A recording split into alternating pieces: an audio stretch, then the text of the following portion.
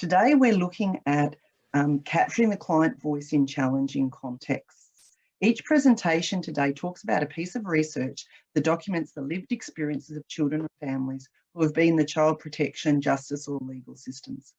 The aim is to use these perspectives to inform decision-making, development or redevelopment of programs based on the needs of children, young people and families.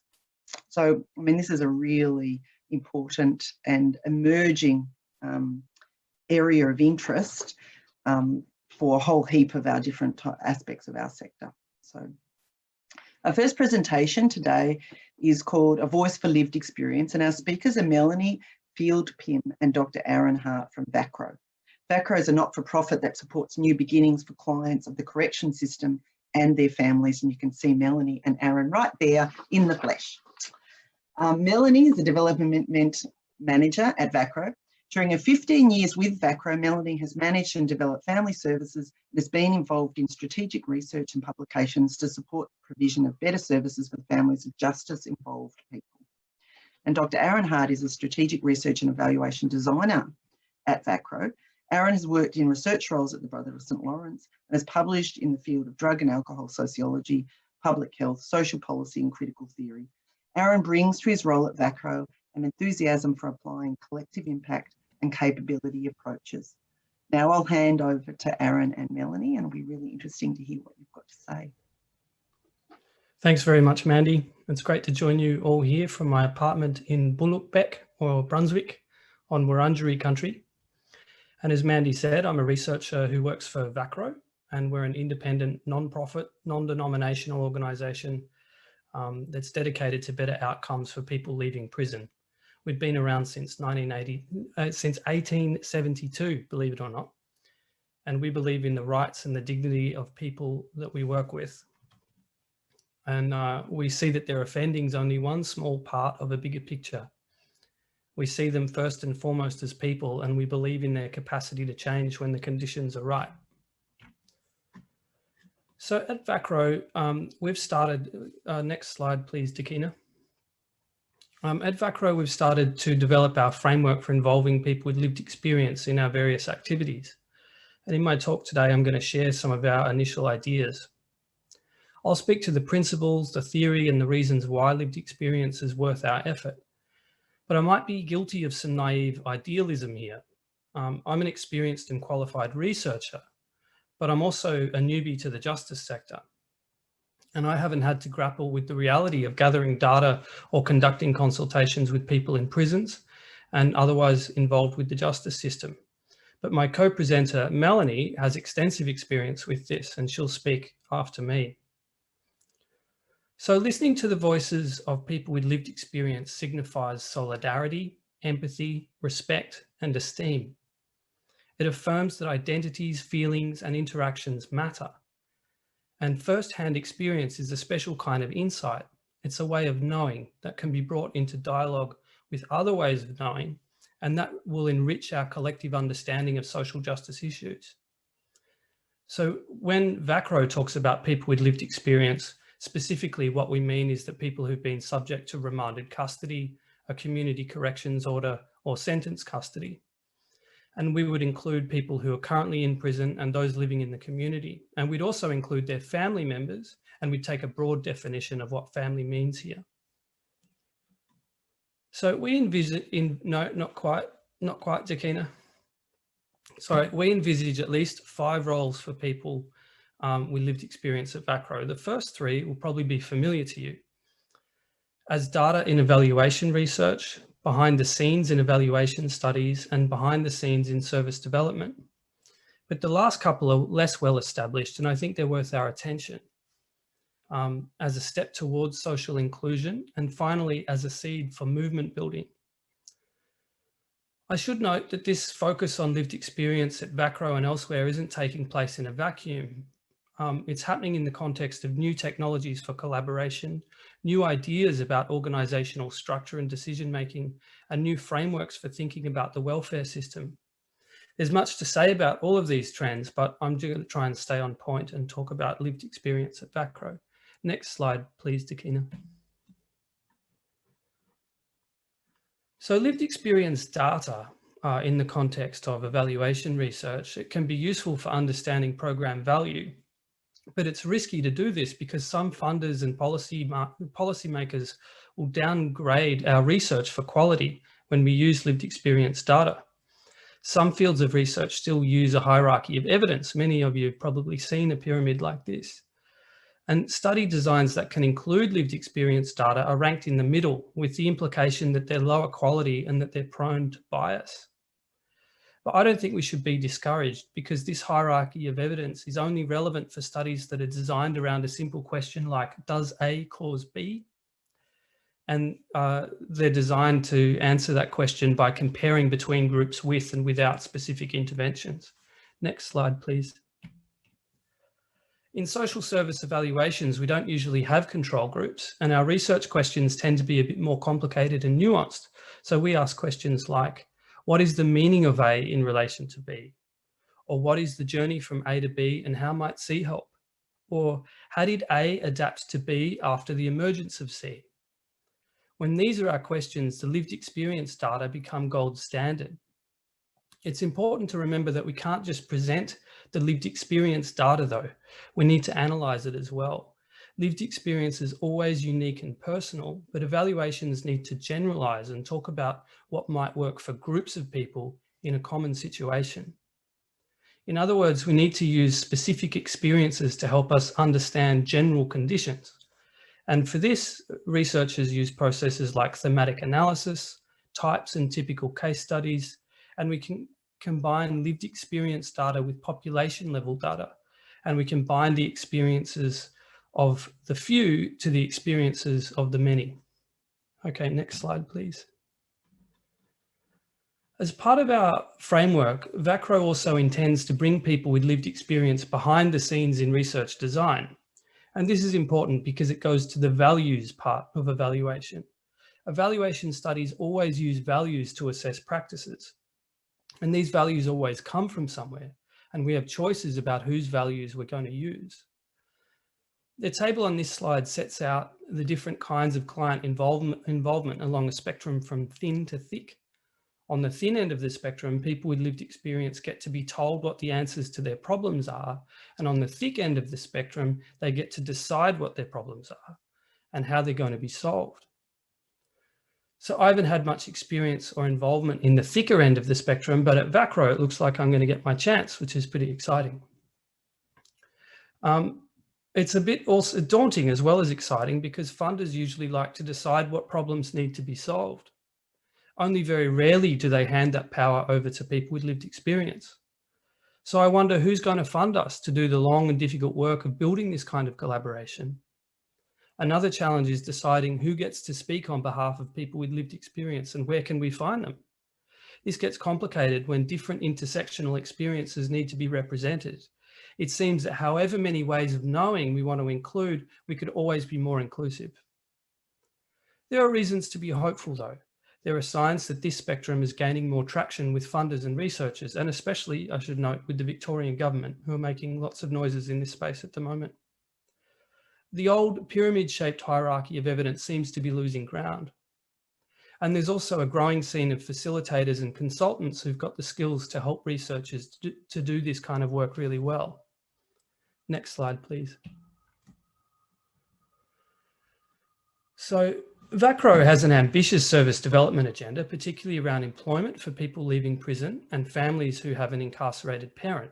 And we want to get people with lived experience behind the scenes to help us do this work, particularly in defining what the problems are here and what the solutions might be. They can also add insights into how different interventions have made them feel, how different service gaps affect their progress, what they can envision working, and why particular things just don't work, and when a service intervention is appropriate or inappropriate and why. When we bring people with lived experience into dialogue with each other and with service designers, we think that the results can be disruptive and creative, and they might open up some new possibilities. The difficult thing here, again, is finding and recruiting people who are willing and able to take on service development roles. And this is why VACRO is developing plans for a lived experience register. where we're going to keep a secure database of our clients and people in the community with lived experience who are interested in working as a lived experience advisor. And this could be a useful resource for all of the lived experience ideas in my talk today. And we're hoping to collaborate with some other agencies on this project. Next slide, please, Dakina. So lived experience as a step towards social inclusion. So at VACRO, we have a hunch that participating in user voice activities might be a step towards social inclusion. And we can find the clues in academic studies of desistance. So desistance research details what it takes to build a way of life in which crime is no longer relevant. I've recently read a stack of these studies and I made a summary of relevant insights for our work at VACRO. So the desistance research tells us that people need 4 things. First, they need sustainable and healthy connections with their families. They need new peer groups and supportive institutional settings. So lived experience activities might help people forge new bonds with non-offending peers, particularly given their shared histories. So it's a tick on this criteria. Second, people need to develop new self-labels and narratives through meaning-making activities. We think lived experience activities might help participants to understand their troubled past as a kind of expertise and an authority to speak about important issues. And this is very different to the shame, low self-esteem, and internalized stigma that is typical for a lot of people in the justice system. Third, to achieve desistance, people need access to roles that afford respect, and they need to have these roles recognized by other people. Lived experience activities configure participants as engaged in constructive work for the collective good. There's this word pro-social that gets bandied around a lot, and this is a pro-social activity. A desistance researcher, McNeil, illustrates how important this is when he writes, "Since identity is socially constructed and negotiated, securing long-term change depends not just on how one sees oneself, but also on how one is seen by others and how one sees one's place in society." Putting it more simply, desistance is a social process as much as a personal one. So recognizing that someone has a valuable form of knowledge and asking them to speak on behalf of others who have not been given a voice is a good example of what McNeil is calling for here. Finally, people need realistic and legitimate access to resources and opportunities that they value. And lived experience activities can pay participants for their contribution. Potentially, some can even go on to find a livelihood using their lived experience as a kind of expertise. They can go on to work as alcohol and drug counsellors or as caseworkers for VACRO, which is a thing. So this all makes sense, but it's still going to be tricky. Many people with lived experience will need support to develop the skills to do this kind of work. For example, they'll need to understand good group process, and they'll need to consider a plurality of perspectives. They'll have to use reason and argument to convince others. And developing these skills can take time and support. And this process might require some patience and some investment. Next slide, please. Finally, lived experience as a movement for social change. Maybe this is the most exciting of all the possibilities for lived experience.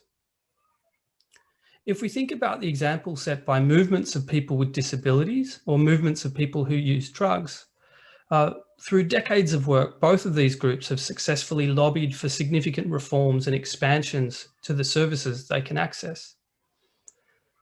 We can't just try to fix people in the justice system, we need to fix social structures too, but this can only be done collectively. And political theorists have long recognised that the basic prerequisites for reform are provided by a group of similarly affected people who recognise their common purpose and organise themselves into a movement for change. Policymakers don't take much notice of individual people, but they tend to listen when a well-organised group speaks with a unified voice. Movements of people who've been in prison are already well developed in the UK and the USA, but they're less well developed here in Australia. There are a few small groups, I've listed them here, and VACRO intends to work with these when we can, but we also hope to use our lived experience activities to seed and nurture new groups and add values to the existing ones. And our grander ambition is that maybe in future we can help people with lived experience to build their own organisation to pursue social and political change. And this is difficult work. It'll require some leaders to emerge and commit to the painstaking and long-term work of movement building and governance. Next slide, the conclusion, please. So to recap before I finish, VACRO is working on a framework for engaging with people who have lived experience of the justice system, and we're working on 5 new formats for doing this. We want to do some first-rate research. We want to answer questions that we haven't thought to ask. We want to design effective services that people want. And we want to provide opportunities for people to be treated with respect. And we want to provide the seeds of a new social and political movement for reform. We recognise that this is difficult work, and I've listed a number of the challenges that we anticipate. But this is the view from where I sit. And as I say, I might be subject to some naive idealism here, and it'd be great to hear from some of the other panelists who've got more of a track record in this space. So that's enough from me for the time being. I'd now like to invite Mel to speak about her experience at VACRO and particularly with video visits. Thanks very much. Thank you, Aaron. I'm hoping my screen is coming up shortly. There we go. So very quickly, I'm going to, picking up on some of the points that Aaron's raised, I'm going to talk about our most recent experience where we piloted a digital visit service for mums at Tarrengower Prison, which was groundbreaking because it linked straight into the children's home. And look, a lot has been written about the importance of family visitation and contact visits being best case scenario, touch, smell, etc. But we knew there were issues with the visits. So we developed video visits to counter these issues, which were around connecting children who were unable to visit at the prison, reconnecting kids who have no contact with mum, and or as an alternative to the stress of visiting prison. And so we delivered video visits. And then when we evaluated, when we asked the mums at Tarrengower and the parents and the carers in the community about the program, this is what we actually found, that it improved the whole parenting experience.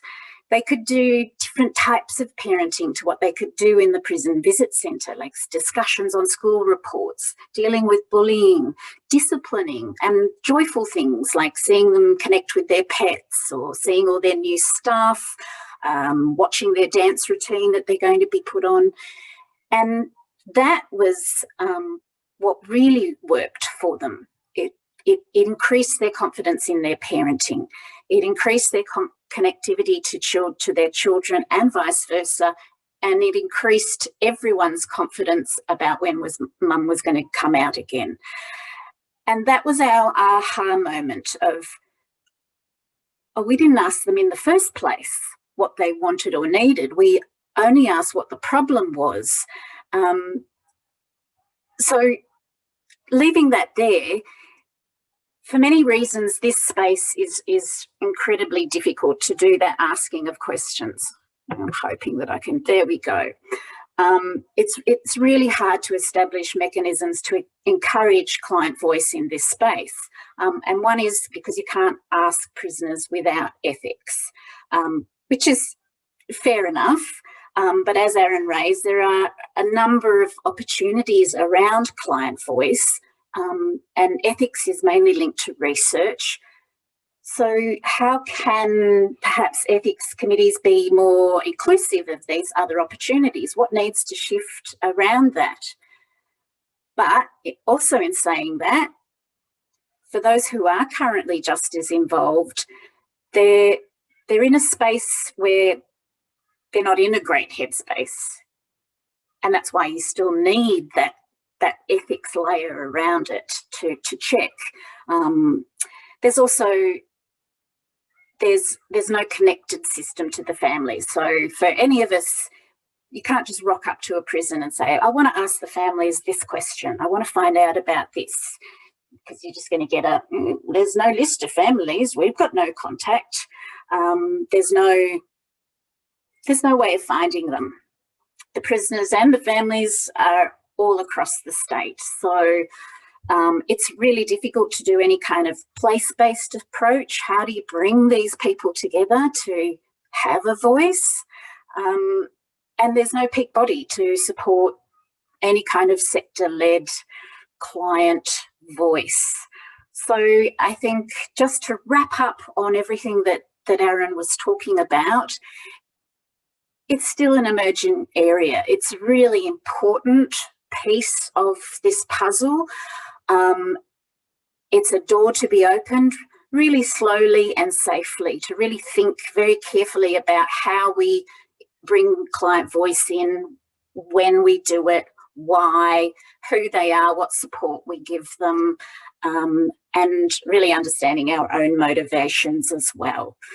So it's exciting, there's a lot to do, and really keen to hear about everyone else's experiences today and going forward. And that is that for VACRO. Thanks, everybody.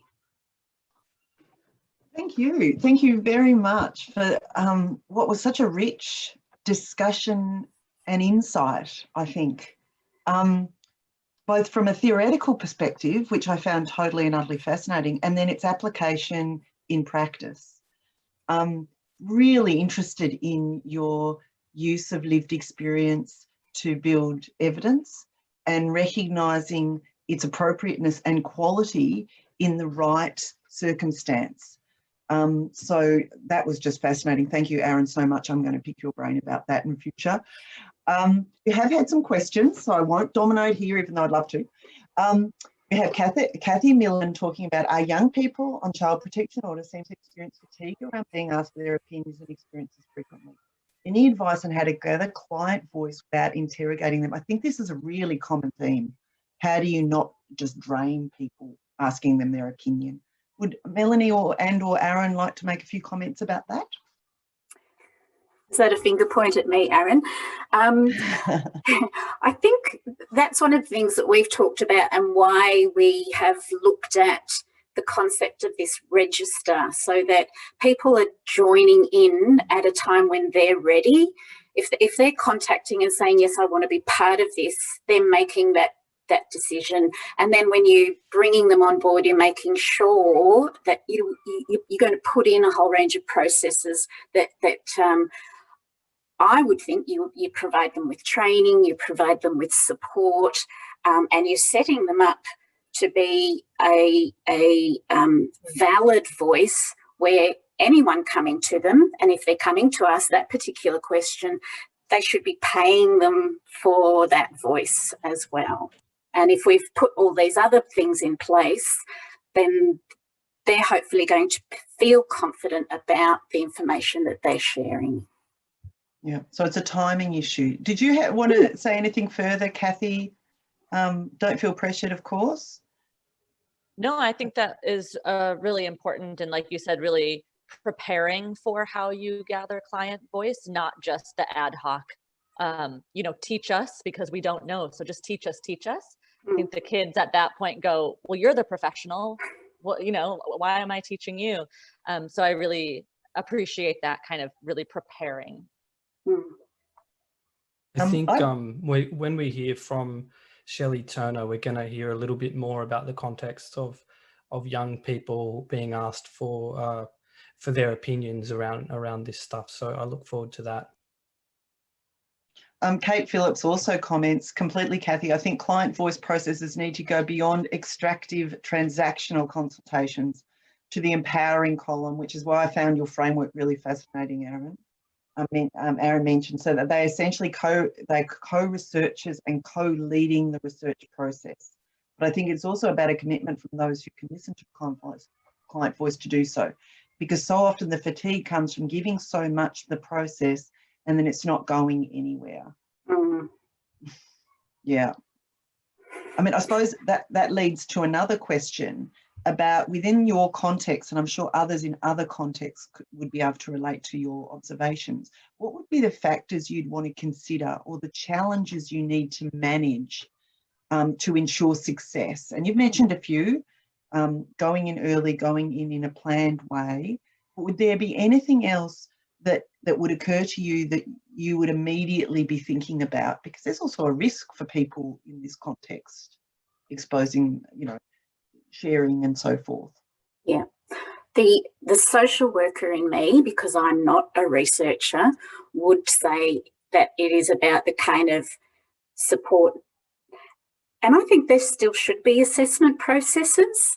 There should be some process that's a check-in on whether this person is ready, and that kind of process is circular, because we all know that anyone who's been through traumatic experiences can go up and down, and that if we're putting something together like that, there's a responsibility to maintain that check-in kind of process that people are, because they're going to come back with their range of emotions, whether it's anger, blame themselves, blaming others, the frustration that will constantly come back at them. And in order to be able to enable them to provide a voice that's reflective rather than caught up in the emotion of any particular time or experience of theirs, you need to put those other kinds of social worky type supports around. Did you, I mean, we were speaking to Melanie and Aaron in preparation for this, and Melanie mentioned doing an internally focused evaluation to capture and understand impact and progress of the project. And I wondered whether that capturing the client feedback, what type of methods you used in that part of your program.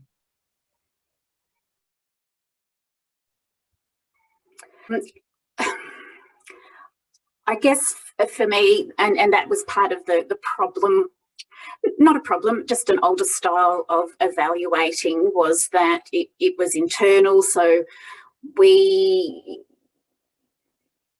decided what we didn't decide what the problem was. We did ask, but the only internal invite was asking them to tell us how well we did, really, in resolving the problem. And when it is internal like that, that really can limit the expanse of what the client voice can actually be telling you. Yeah, yeah. It's a good start, though. It's a good start. Yeah, we always have to start somewhere, don't we? Mm. Yeah, yeah. That was so interesting. Has anyone got any final questions before? I'm sure we'll surface back, because I think with the common themes, this will surface and build. Okay, thank you so much, Melanie and Aaron. I found that fascinating. Really challenging area, and a lot of care's sort of needed, isn't it? But you can't also let that scare you off from doing what is better practice, basically. Okay, we're going to move on to our second presenter. Sorry, I've got all the faces. There's lots of faces. The presentation is called Giving Voice to Youth Justice Clients, Mapping Challenges and Opportunities. We've got Dr. Shelley Turner, who's a senior lecturer and researcher in the Department of Social Work at Monash Uni. She teaches social work, criminology, human rights, law, group work and leadership. She's a clinical manager of Australia's first youth drug court pilot, and has extensive professional practice, policy and management experience in youth justice in Victoria and New South Wales. Shelley is a co-chair of the Children, Young People and the Criminal Justice System thematic group for the Australian and New Zealand Society of Criminology. Thank you very much, Shelley. Over to you. Thank you very much, Mandy. I'll just set up the screen share. Moment, bear with me. Okay, thank you very much, everyone. Hopefully you can see that okay. I'd like to firstly acknowledge the Wurundjeri peoples of the Kulin Nations, where I'm talking to you from today. These are unceded lands, and I'd like to pay my respects to elders past and present, and also to any Aboriginal and Torres Strait Islander people who might be present with us today. So yes, today I will be talking with you about challenges and opportunities of giving voice to youth justice clients.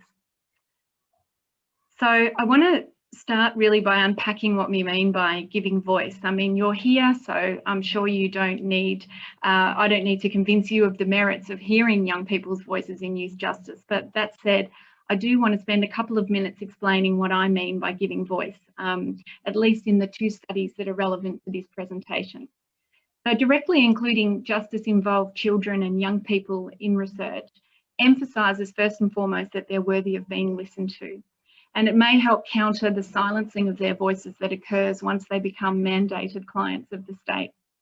Young people's accounts of their experiences in the youth justice system can also serve to humanise these for other people and provide new and unique insights for policy and practice.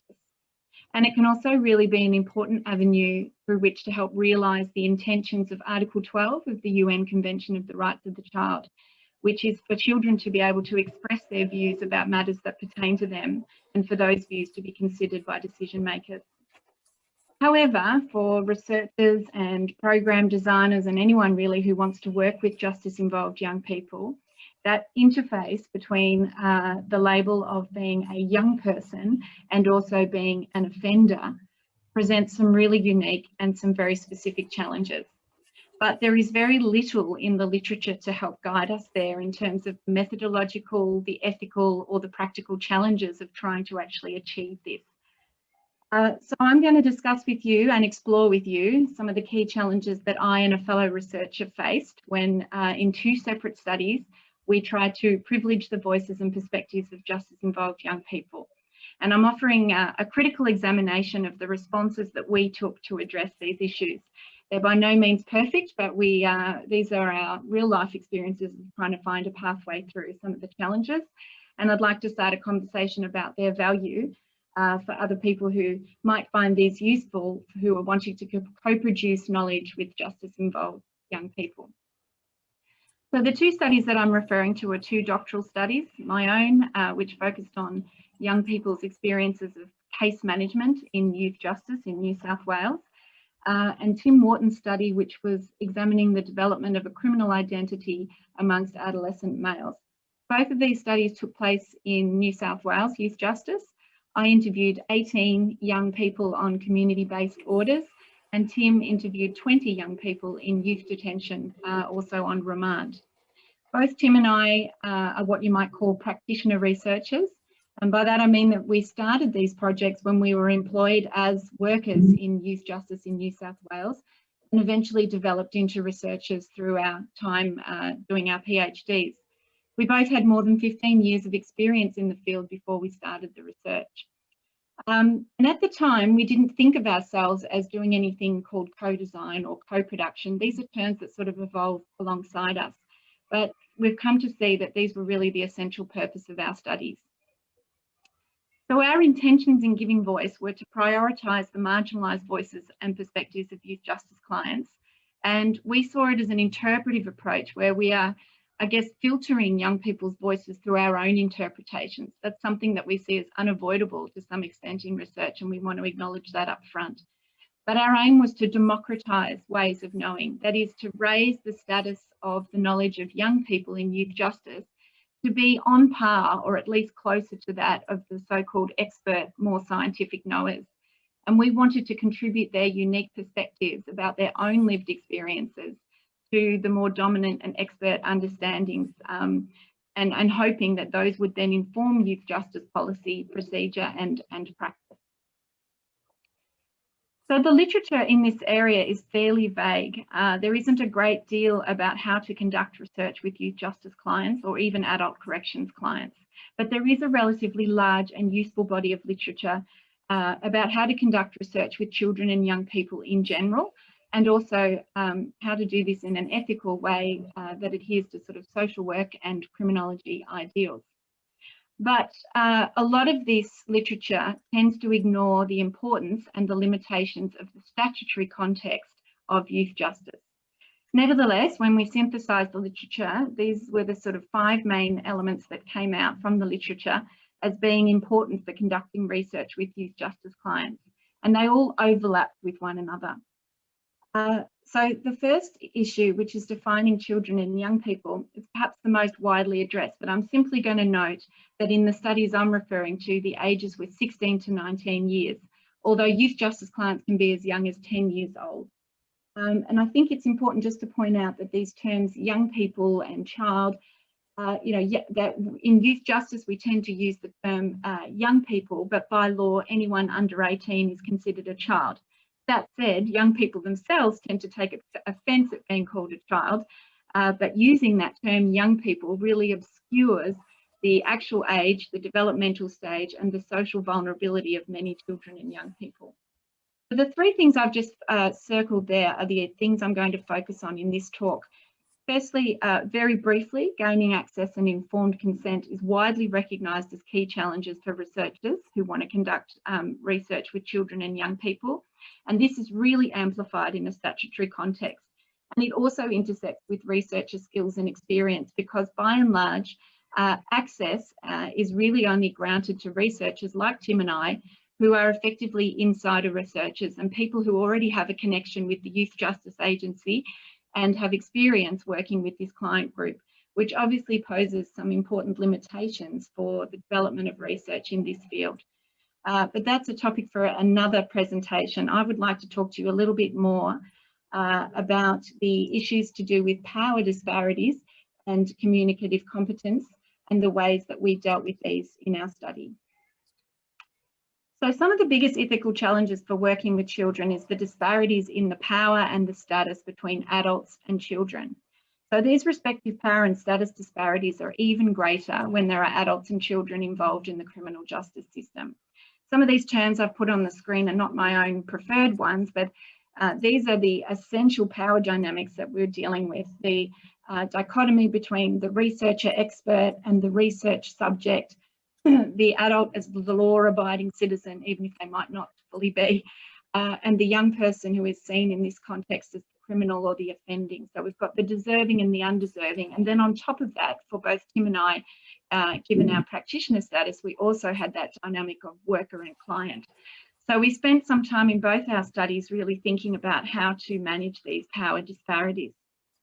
The literature pointed us towards thinking about issues like power in numbers, that adult researchers should interview children as a group rather than as individuals, and also issues of reciprocity, that people should be paid or compensated for their time to participate in research. However, in the statutory context, there are a number of limitations here. For the issue of power in numbers, there's privacy legislation and policies that protect the identity of young offenders and make group interviews and focus groups really impractical for very obvious reasons, in that young people would be able to identify one another as involved in the youth justice system. Group interviews also can create risks around contamination, which is not a preferred term anymore, but a term that still makes sense, in that thinking about by involving young people in groups, you can potentially be exposing younger, more vulnerable young people to older, more experienced and sometimes predatory young people who are involved in the youth justice system. There are also risks around labelling them as young offenders, and a label that can stick for life.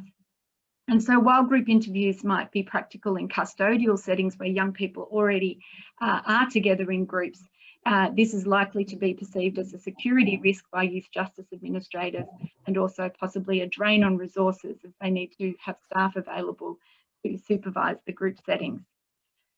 So the little arrows are the ways forward that we found here, and we found really that the potential harms and the practical difficulties of a group interview appeared to outweigh the potential benefits.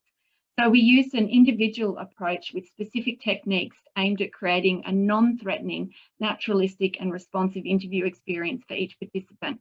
And I'm going to talk a little more in a moment about what that looked like.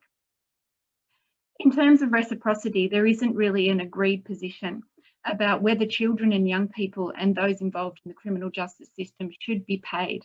But there are a lot of concerns about whether this is seen as an inducement or a bribe, and what the broader public perception might be for paying people for their time when they're involved in the criminal justice system. This is certainly something that weighs heavily on youth justice administrators and can sometimes outweigh the benefits of using reciprocity. Nevertheless, we were able to successfully negotiate with the ethics committees that we felt the young people should be compensated for their time. And we were able to negotiate practical options like a $50 gift card that couldn't be exchanged, for cash or used for the purchase of tobacco or alcohol, but could be used to purchase groceries and other necessities. And for Tim, in Tim's case, he was able to negotiate socks, which are very important in a custodial setting where socks are of great importance and comfort. So in terms of communicative competence, I just want to spend a little bit of time talking about this. So the design and the implementation and the analysis of interviews should be developed from knowledge about the nature of young people's communicative competence. And this is really important because there's a substantial body of Australian research to show that young people who are involved in youth justice have a lot of oral language competency issues and a disadvantage with respect to telling their story. And this is in effect what we are asking them to do in our studies and what we're often asking them to do when we're talking about co-designing or co-producing knowledge with young people. It's also, of course, what police and other criminal justice professionals are asking young people to do when they're interviewing them about their involvement in crime and why they're there. So unlike most adults, young people may not speak much. They have significant literacy issues as well. So reading is a challenge. In terms of oral language competence, there's limitations in terms of their auditory processing, their narrative language skills, and their ability to make sense of figurative and abstract language. In my study, this was important, for example, because I was talking about a very abstract concept, so case management, and Tim was asking about criminal identity. So really careful consideration needs to be given to the use of this kind of language, and also being aware that for some or many young people, they feel quite embarrassed about these limitations and may try to hide their embarrassment and just respond with simple, yep, no, don't know, maybe, or give you an affirmative response to a question, even when they're not actually comprehending. So this requires some specific skills and some specific thought when conducting interviews or talking with young people. Another thing to consider there is that the pressure of an interview can make those oral language competency issues worse. So, and it may also trigger sort of thoughts and feelings and prior trauma in relation to interview experiences with police or other youth justice workers or child protection workers or social workers. And as we know, young people involved in the youth justice system often come from care and protection backgrounds as well, and have a substantial amount of trauma in general in their backgrounds. So it was important to achieve a naturalistic interview context. So this is a relaxed approach that's not only about the interviewer's way of being, but also about the context for the interview. And the research told us that participants are generally more comfortable in areas that they're already familiar and where it's not something that's going to be very obtrusive in their day. However, the flip side of that is that researchers also need to consider their own safety, and this can limit the choice of times or locations for interview. And public spaces can also compromise participants' privacy. So in my study, the community participants, the young people there, tended to nominate private rooms at their local youth justice office. So I timed my visits and my contacts and my interviews with their existing appointments with youth justice officers, and negotiated to be able to use private space there to conduct the interviews. And this seemed to suit most young people. A handful of young people also opted to have interviews in a more public space, but in a slightly private area where we were able to talk without other people hearing. In custody, the young people tended to really enjoy having the time out with Tim from their day-to-day regimes to have an interview, but there were real challenges in terms of having genuine privacy, as youth workers were often just outside the door for security reasons. So this is achieving a naturalistic interview context is somewhat challenging. Then in terms of achieving a naturalistic interview approach, this is a little more dependent on the interviewer themselves. So a responsive interviewing approach where you're aiming to reduce some of the oral language issues is really important. So you're aiming for a conversational approach and not relying on preset questions, but responding and moving with where the young person is and on the basis of what they're telling you. So an open-ended and non-directive approach can also allow young people then to bring up issues or topics that are familiar or important to them, and in this way empower them to some degree in the interview process. Tim and I also specifically use the techniques recommended by Snow and Powell, who are the researchers identifying these oral language challenges, and we continually and sincerely checked back the level of understanding, asking the same question in different ways, and making sure we gave ample time to young people to think about what we were asking them and process this and provide a response. And we also used clarifying strategies like open-ended questions and grammatically simple sentences, and in particular really reduced the complexity of our language and minimised the use of our figurative terms or our abstract terms, because as noted, this was particularly important for our studies that were focusing on abstract concepts. I just want to also touch on the idea of member checking through follow-up interviews. It's generally considered good practice to follow up with people who you have interviewed afterwards to check the validity of your interpretations from the original interview. And this was the plan for our studies. We planned to have a second interview with young people where we were going to share with them the findings from our initial interviews and check whether our interpretations were accurate. However, we found that first and foremost, none of the young people actually appeared to even check the interview transcripts in the first place for accuracy, even with offers of assistance, and that not enough responded for a follow-up interview. And this really seemed consistent with experiences that other researchers have had in studies that have been conducted directly with youth justice clients. Then we found there were a number of concerns about member checks and the power dynamics. In particular, basically that an individual young person probably doesn't have the literacy skills or the oral language competence or the feeling of safety required to actually challenge a researcher's interpretations. And when Tim and I reflected on this, we actually thought it was kind of a silly idea to think about in the first place, that young people would be comfortable with this from what we know of our own practice. So we decided to try to find an alternative way to check the credibility of our findings. And we panicked, actually, or I panicked. So I thought, what am I going to do? What is going to be the best way for somebody to actually check the credibility of my findings? I thought about asking other academics to check my interpretations, but this seemed counter to my aims of privileging the voices of young people. And I then thought, well, who's going to hold me account? And I figured that the best would be a group of workers who are from youth justice as well as from community agencies. So I decided to present, and Tim did the same, my initial interpretations and findings from the client interviews to a group of youth justice workers and to workers from community agencies. And this process is called an audience review.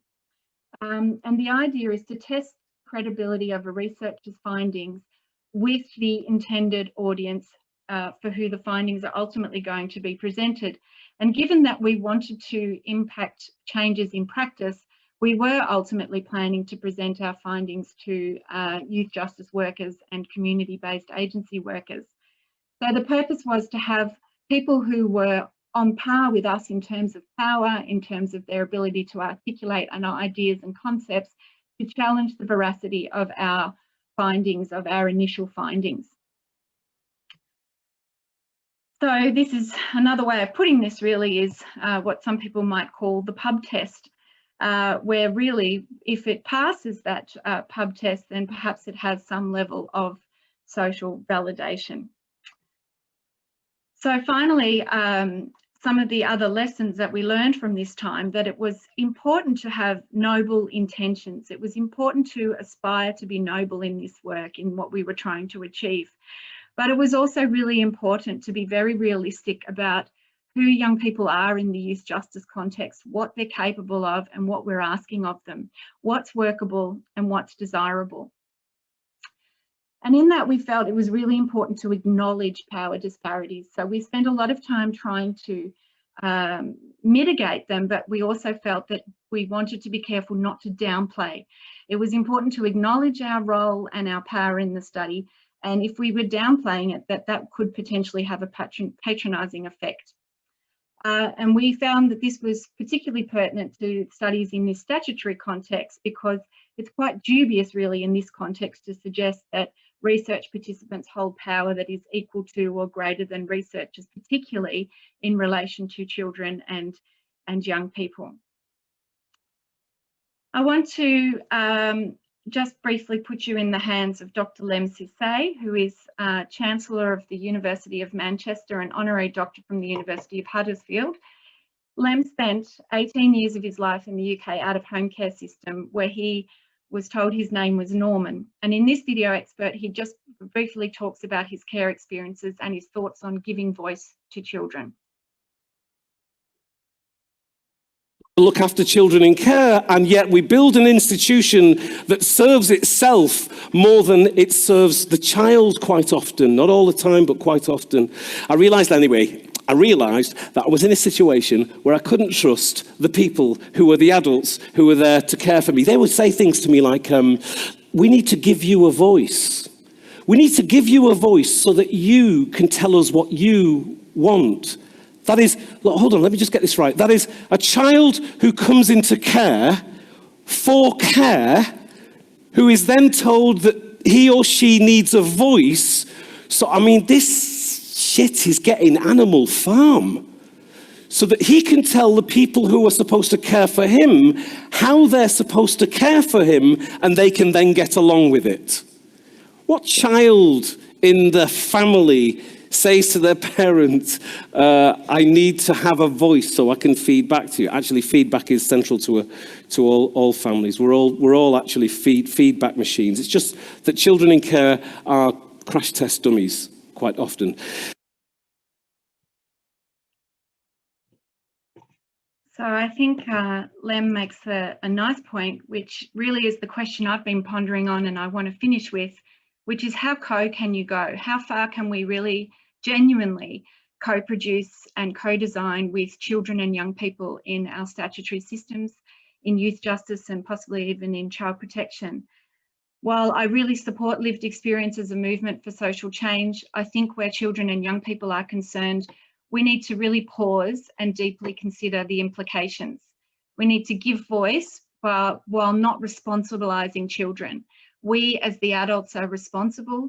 We need systems of feedback, genuine feedback, but we need to also let kids get on with being kids. And these big, wicked system problems are ours to sort out. I caution that we shouldn't inadvertently, in our enthusiasm for co-design or co-production, shift the responsibility onto the young people themselves. And should we, in fact, be asking young people to take on the lived experience identity at a time when they themselves are still developing their identity? That's it for me. Thank you.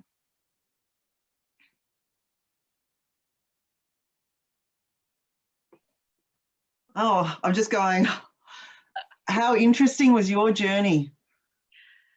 Because you're going, this is obviously the right thing to do. Yes. And this will be welcomed. And then you go on your own journey where really the learning is about you and how you progress this type of thinking. And I can see this absolute transference across so many different aspects of our work, and also different purposes we use, you like my language, we use the client voice for as well. Yes. For our purpose. So I'm going to start with a question, but then I'll quickly move on to others. What explanation and purpose were you able to provide to your young people about how their words would be used and for what value type thing? What was that explanation such that it was meaningful to them? I can only speak for my study. I won't speak for Tim's, but my explanation to the young people was that they were, because of case management being the dominant paradigm that's used, or the main way of human services delivery, I was asking young people how they were making sense of that across multiple agencies in particular. And I wanted to know if they understood whether they had one case manager or multiple case managers, and who was sort of in charge of their case across these multiple, sometimes several statutory organisations. And so my question to young people was that I really was asking them, help me understand what it was like for them with lots of different workers in youth justice, and whether this was helpful. And that's really as simply as I put it. And then that my feedback would be back to the Youth Justice Agency about how we could make improvements to the overall service system without using that language. And that's how I had to put it to young people, that it was really about just their experience in youth justice. And then I had to interpret what was case management and what was separate from case management. So it was a bit convoluted. It seemed simple at the beginning. It didn't end up simple at all. And I think that's the difference between the theory and the practice, the actually doing these things. They seem like great ideas, and they are great ideas, and we do need to hear from young people, but then it's about who's responsible for what we do with that once we've heard from them. Yeah, and what the engagement promise is around that. So did you find out, like, your insights, were there new insights you obtained from talking to and engaging and gaining insight into the experience of the young people themselves that were surprising, that you didn't know already? Maybe not for me, but there were for the agency, and that was important. So one insight that resulted in significant policy and practice change was that young people could not identify who their case manager was unless that person had the title case manager. And in New South Wales, the youth justice workers were called youth justice officers. So there wasn't an identification with that role as being their person in charge of the case, and also that young people themselves didn't identify as a case. That actually was so abstract that they had no idea what that meant. And many of them connected that back with court case. So that was quite an interesting juxtaposition. And so the agency really understood that they needed to clarify in the beginning what they do that's different from the court. And they also then changed all the worker names and titles to case workers. So they were no longer called officers because that was too legalistic. And they're now all called case workers, which is a much nicer term and more meaningful. But they still left that word case in there. So that wasn't what I recommended, but that's what happened. But that at was least something happened. Of one finding. I've got a comment here from Kate O'Donnell. This articulates for me exact vexed nature of participation on whose terms. The interaction is so often initiated, determined by the holder of power, not by the person whose voice is being empowered. Yeah, I think that's a really good point. And I suppose I can only say that this arose for me from practice, and it was a piece of practice-based research, which I think one of the other voices we don't hear much from is the practice wisdom of workers in the space. We tend to, going back to Aaron's little graph or chart about the evidence hierarchy, we tend to take our evidence from above rather than from within or in a more organic way. So this was an example of, I guess, watching in practice how workers couldn't make sense of these different case management systems. And I started to think, well, if we can't make sense of it, then what is this experience like for young people? And that's how I came at the question. So it was just it was my own question. And then I hoped it was relevant and useful to the young people. And of course, Tim's was also his own question. These were not things that were initiated by young people, but in that process, we also started to see how in youth justice systems in particular, there are no inbuilt feedback systems to hear the young person's voice. It doesn't exist. And that was another recommendation I made from my research, that we should normalise this. And this sort of brought up the tensions between thinking of young people in youth justice as clients or customers, which is an awful way to think about them, but in another context, such as say mental health or a more voluntary setting, we wouldn't really hesitate to think about them as consumers or maybe customers in the same way. But I think because you've got that overlay of the criminal justice system where there's still the punishment discourse, there's a real reluctance to listen to young people. They're not seen as deserving of a voice. That's the honest discourse, I think, that runs through this space. We've got some really interesting questions. I'm really interested to hear more about how you can validate or fact check someone's account or story in a way to encourage young people, lived experience experts, to feel they can challenge or engage with it. I work in communication, so use people's stories in a different context to research, but there are still similarities. Yeah, look, I don't have an answer. I'm really interested too, and this is what I've been exploring a lot. I have seen some fascinating work with photo voice and using, you know, images and pictures.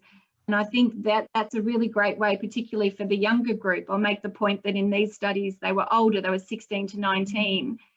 Under 16, I think you've got another issue there. And I think that's really what highlights the challenges of working with children and young people generally, but then particularly in a statutory context.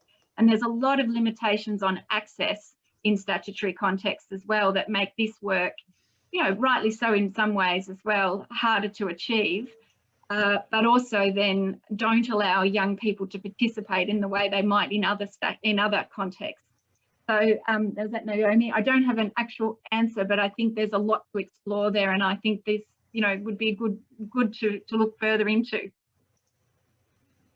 We'll have to wind up now, but there are a couple of other questions which we'll save the text. So we'll come back at that. Maybe that can be part of a write-up. And if Shelley and Aaron and Melanie and Chris might want to make more reflections there. Just imparting Kate Phillips, it's really interesting to balance the nothing about us without us principle with all of this, yes, which I think is an interesting way of finishing. Thank you so much. That was fascinating. We do need to move on to Chris Maylea. Maylea, is that right, Chris? Can we see your face? Yay. Yeah, that's Maylea. right. Thanks. Chris is going to provide a paper on independent family advocacy and support, midterm evaluation, with Chris Maylea and Sherie Thomas. Chris is a social worker, lawyer and academic at RMIT University. His research focuses on the intersections of welfare and law, particularly in the area of human rights.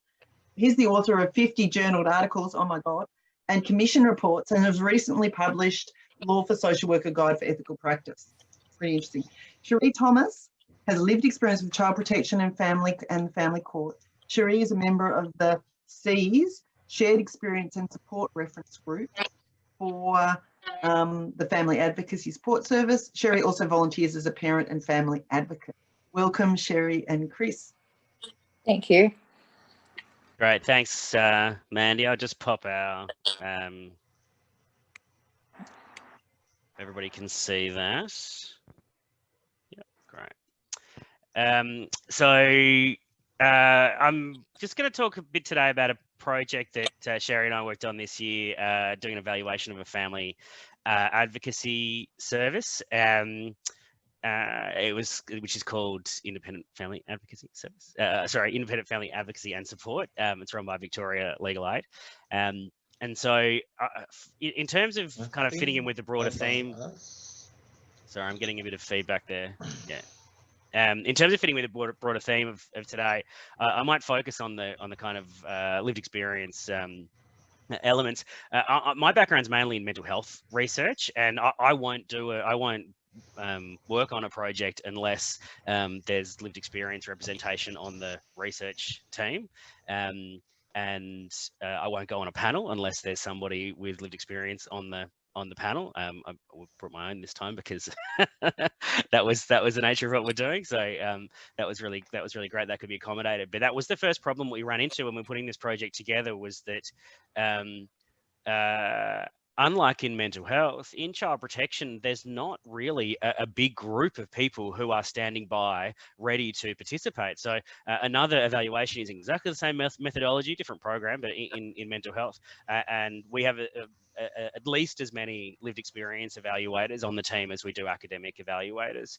And that's kind of my starting principle. But we just couldn't do that in this space. There's just not that culture in child protection of child protection kind of consumer survivor, you know, experiences in the way that there is in mental health. So that was our first challenge.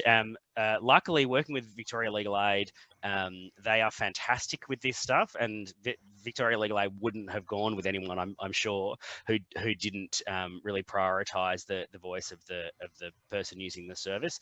And Sherie was already involved with, as Mandy said, with the Shared Experience and Support group. That's right, isn't it, Sherie? Which is the Lived Experience Advisory Group for IFAS. So that's kind of the background there. Also on the project is we've got a few academics, and Meena Singh, who's a Yorta Yorta woman, providing cultural guidance, as well as Meena's a very experienced lawyer and legal services manager. So that's kind of the background of the project.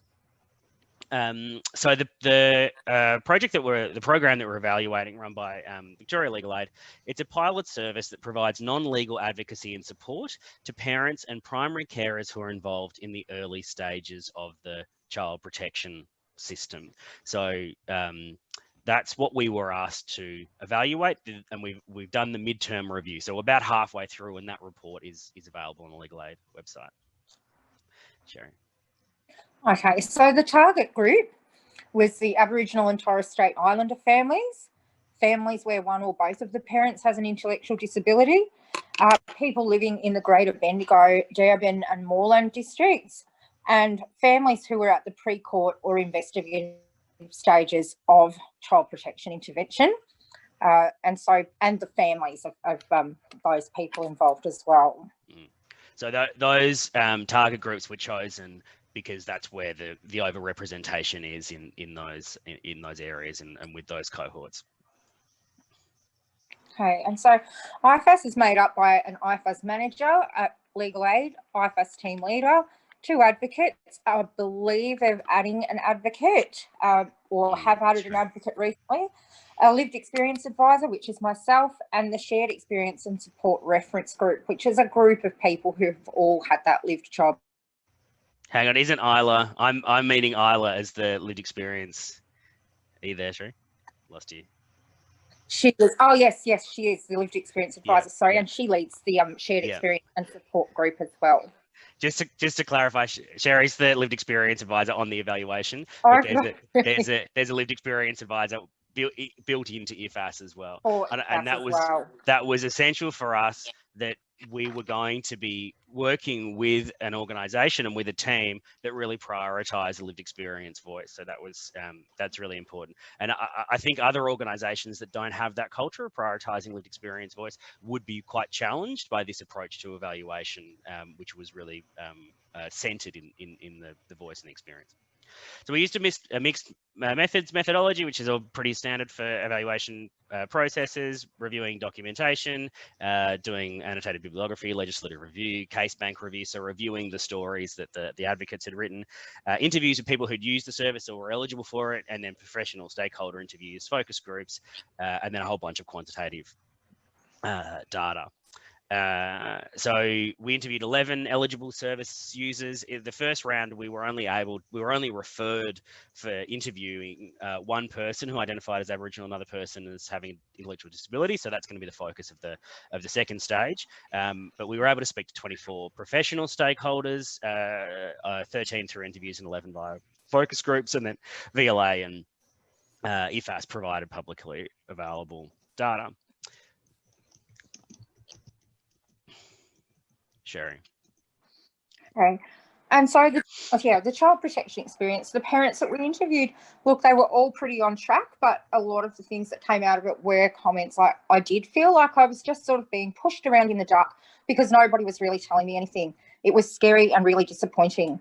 I honestly, truly believe that they were there to help families. Sadly, through the way the government's structured at the moment, that's not the case. So, So you go. Oh, sorry. I was going to say some other parents had made very similar comments of just, yes, feeling very alone, feeling very uninformed, and just not having that information that they needed to really feel like they could progress through that system at all.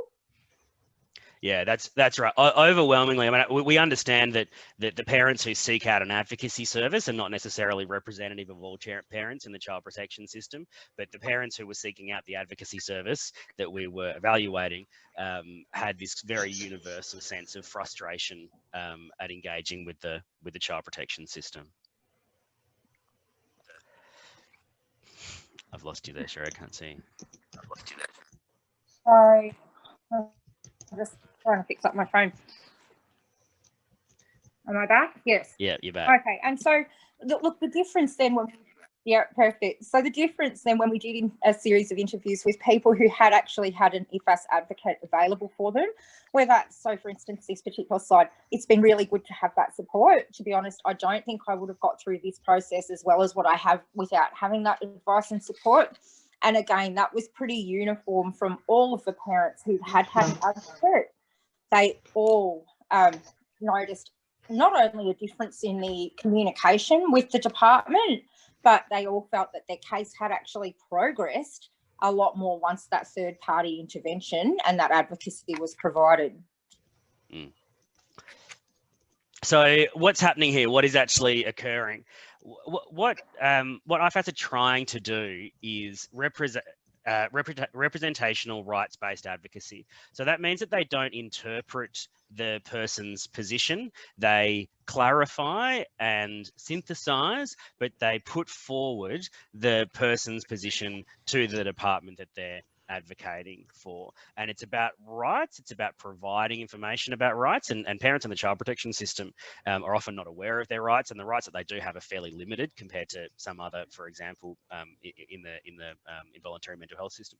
And so IFAS is really about focusing on providing support so people can maintain their rights. That's also done through providing information, through providing coaching. There's some systemic advocacy as well. There's fairly limited evidence of that at this point, but certainly that's part of the plan. There's also support beyond advocacy, and so that's quite important in terms of referrals outwards. So often, for example, the department would be requiring things that the person didn't really understand or didn't really know how to do, and so the advocates might refer to other agencies that could provide that support or support in gathering evidence to provide to investigators and those sorts of things. A key part of the IFAS model is court diversion, and that's quite an interesting thing for us as evaluators, because we've been asked to prioritise the consumer voice, but at the same time, is this program working? Really relies on the question about whether it's saving money or not. That's a key principle behind the pilot, that it will be diverting families out of the court system. And down the bottom there, which you may not be able to read because it's meshed into the background, is mediation and facilitation. And so that was a big part of what was working about IFAS. So particularly where the relationship had really broken down with child protection, and the parents were just slamming the door and hanging up the phone and not engaging with child protection at all. Having the advocate there meant that communication stayed open, and often there weren't other major concerns that the child protection had. They just couldn't tick all their boxes and kind of fulfill the process in the way that they needed to do. And so having an advocate there really facilitated that. Very quickly, the program measures are all pretty good. They're seeing people in the way that they had intended to, very much focusing on Aboriginal families and people who identify as having an intellectual disability. Interestingly, there's a lot of people with an above expected proportion of people who are coming out of the mental health system, or who are coming from family violence experiences and referred by family violence services. So our kind of preliminary findings suggest that for those groups, there's a real need for advocacy. So their ability to to engage with the child protection system is really limited by their mental health experiences or by the family violence context, which makes sense when you say it out loud. But there's not really much support in that space in terms of an organisation or agency that is on the same side as the parents, as it were, and really that the parents feel like is on their side. I know there's no sides, and someone's going to say in the chat, "Oh, there's no sides," but the experience of the parents is that the child protection system is adversarial, and that they're alone in that space. That definitely appeared to be amplified by parents who had mental health experiences or family violence experiences. So that's quite interesting. We did do a cost-benefit analysis, such as it is. Because the child protection system is so expensive, you actually don't need to divert very many families away from it to save an enormous amount of costs. And so we found that IFAS would only need to be successful in diverting about 4% of people away from the child protection system in order to pay for itself. And again, very difficult to tell at this early stage, but our estimated diversion rate is about 10%. So straight off the bat, it looks pretty likely. I mean, it's very difficult to tell with the available data and with the very complex context that we're operating in here. But it looks like probably the investment that Victoria Legal Aid has put into IFAS has saved the state government something like $1 for every dollar. Something like $2 for every dollar they've put in, and it could be much higher than that. It could be much higher than that because we only really included in that 10% where we could definitely say, yes, this family was on track for going to court, and as a result of IFAS intervention, they now know.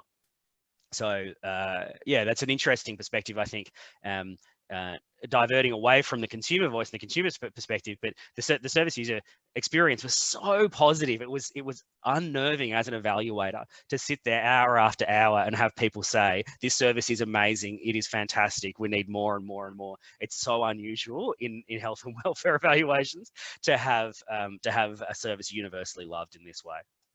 So that's great to have that quantitative data to back it up as well.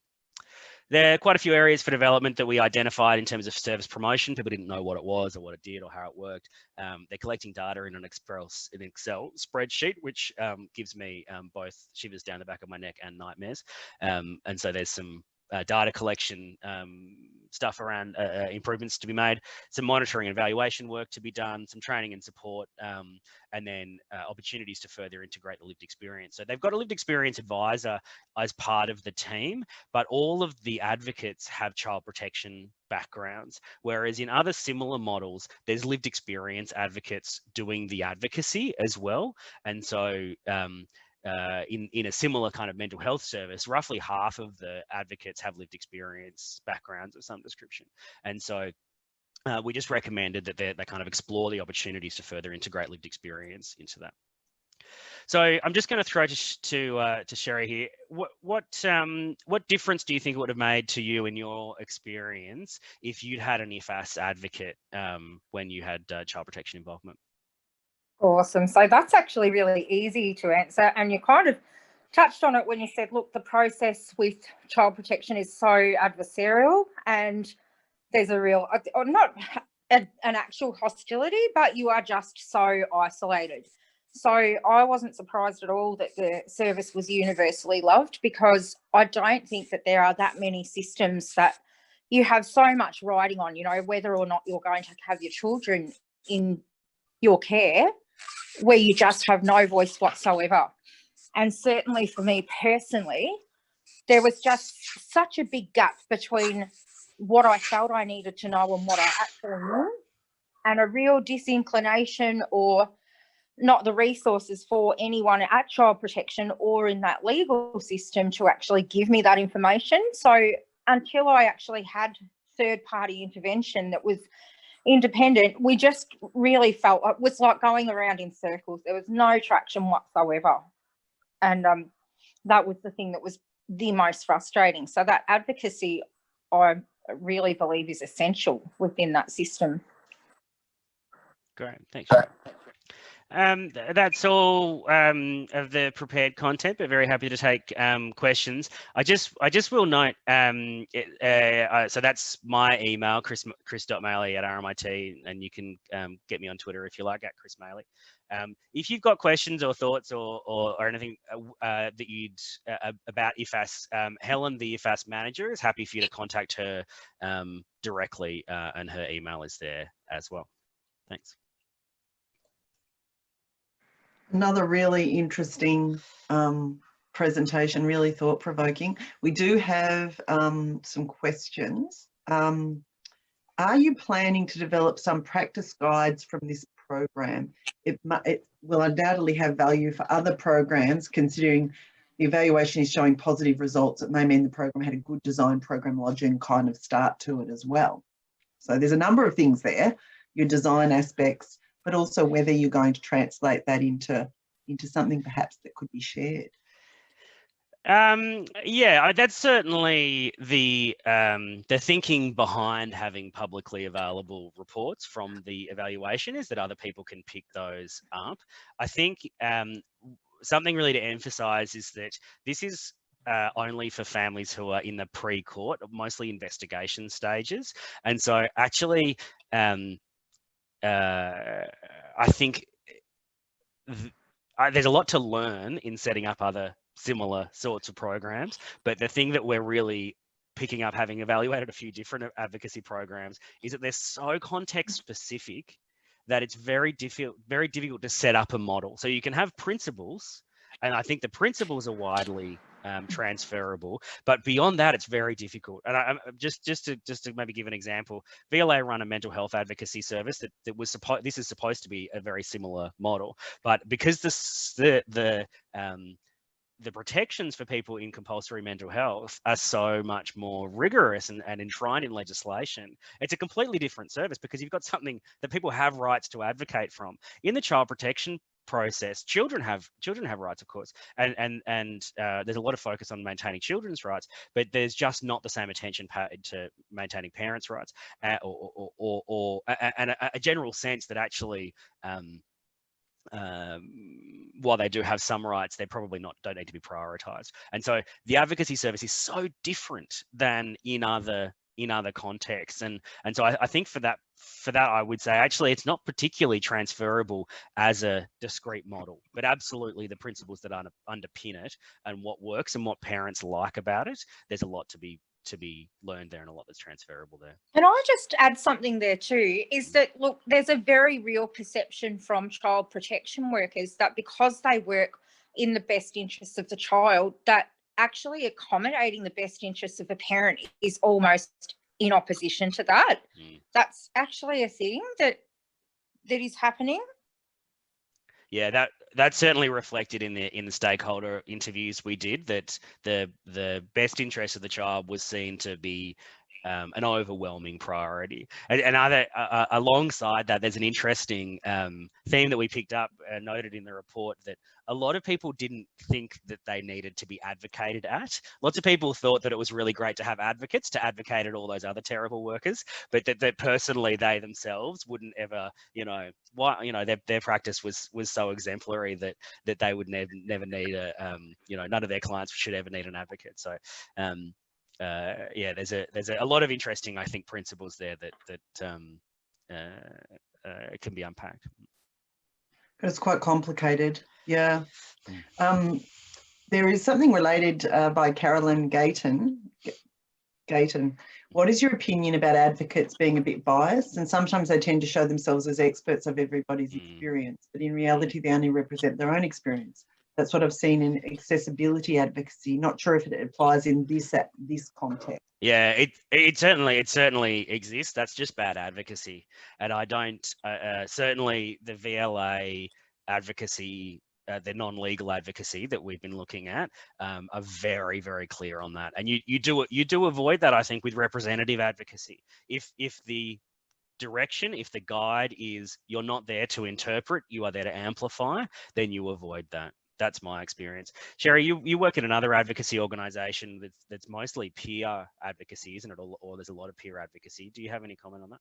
I do. And look, I have to admit that was one of my concerns, obviously, having gone through child protection myself. But I've found that, look, I think everyone's experience is so different that really people are kind of working for the best outcome for that family. And I've had to be, really realistic. Everyone would love for children to always be returned and things, but even for myself personally, that has not always been the case for people that I've been working with. And I've been able to actually recognise that that's not going to be the same outcome or similar to what I've experienced. So I guess it would depend on the advocate, but for me, I haven't found that to be an issue.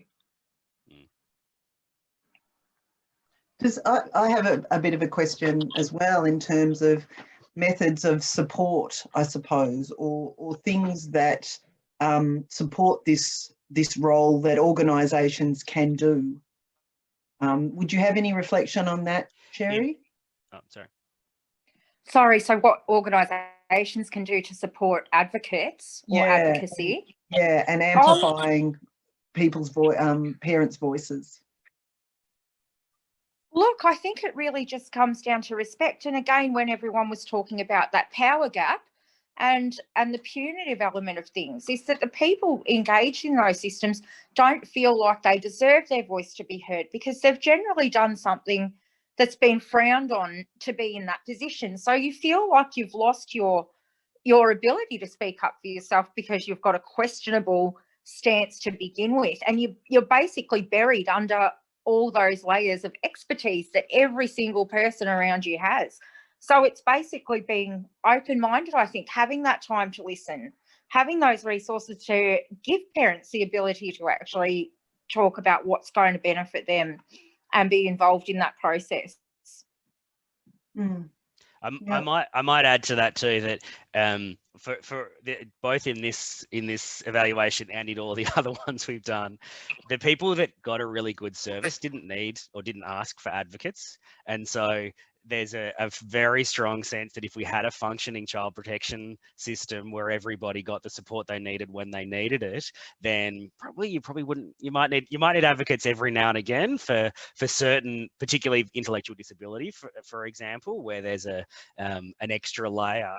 But the enormous demand that we saw in the IFAS program for an advocate largely stemmed from the child protection workers just not having time to pick up the phone, not having time to sit and listen, not having time to kind of do assertive outreach stuff. They just reached straight for the legislation because that was going to be the quickest way to get the family moving.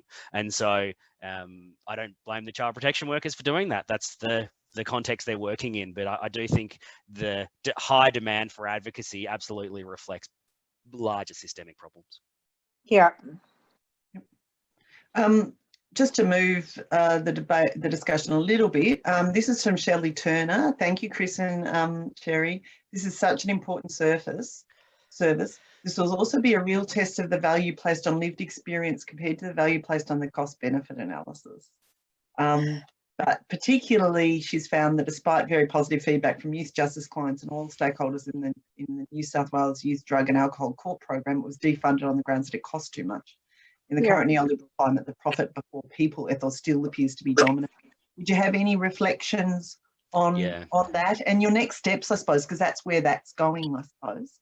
Yeah, I mean, it's a real shame that is the case, Shelley, and that's the nature of it. And I absolutely understand. I mean, Victoria Legal Aid have invested their own money in this because they think it's so great, and it's so amazing as a researcher to be part of a really kind of vibrant push to do these things. And I think the thing for me is that if we can keep children out of children's court, that's good anyway. The fact that it saves hundreds of thousands of dollars is just a bonus, and so to me anyway. But in order to do the advocacy that they need to do, VLA need that need that cost benefit analysis. And so I think in general, we're just looking, just to be clear, that cost benefit analysis is about 15 pages. So I summarized it, to the beyond useful. But that's just costs that are associated to the Victorian government in relation to court and out-of-home care and child protection costs. If you also factor in the high rates of engagement with youth justice and mental health and homelessness, 1/3, I think, of young people coming out of the child protection system end up using a homelessness service. I mean, there's millions of dollars to be saved. You actually don't have to try that hard. You could divert one child out of the child protection system and save $1 million without even trying. So I appreciate that it's a problem, but unlike in some other spaces where it can be hard to prove value for money, I'm doing an elder abuse project at the moment where it's almost impossible to prove value for money because there's no long-term costs, because of the age of the people involved. But if you're talking children, it's really easy to do, and so I'm less ethically compromised, I think, by doing that. By running those calculations. Yeah, that's a great question though. Sorry, can I just jump in? I have to do a school pickup, so I'm going to go. But thank you, everybody, so much. That was super interesting, and I was really happy to be included. Thank you very much for your insights. We're actually starting a Voice of the Parents group in the centre as well. So we'll advertise that through Open. So if anyone isn't an Open member, please just email me your details and we'll put you on our list. It's just a monthly newsletter. And if you're interested and able to participate, Sherie, that would be wonderful. Fantastic. Thank you. Yeah, thank you so much. It was all fascinating. We'll wind up because everyone's very busy, but thank you so much to all our wonderful presenters. Please stay tuned. We will be releasing this recording through Open News, and we're also starting to release the recordings from the Open Symposium as well. So you get access to them via becoming a subscriber on Open News because it's limited to Open members. It's free, of course.